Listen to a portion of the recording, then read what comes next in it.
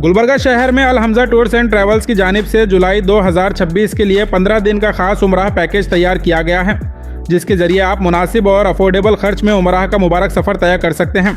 हैदराबाद से जिद्दा और जिद्दा से हैदराबाद तक डायरेक्ट फ्लाइट्स के साथ 1 जुलाई, 5 जुलाई और 15 जुलाई 2026 को उमराह ग्रुप डिपार्चर्स रखे गए हैं। सुपर डिलक्स पैकेज सिर्फ 1,05,786 रुपये में, डिलक्स पैकेज 98,786 रुपये में, सेमी डिलक्स पैकेज 92,786 रुपये और इकोनॉमी पैकेज 85,786 रुपये में बेहतरीन सहूलियात के साथ दस्तियाब हैं।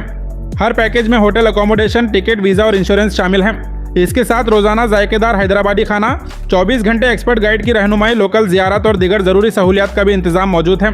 डिलक्स और उससे ऊपर के तमाम पैकेजेस में अराइवल उमराह के साथ जुराना से उमराह, ताइफ से उमराह, मस्जिद आयशा से उमराह और बदर ज़ियारत कॉम्प्लीमेंट्री तौर पर शामिल की गई हैं।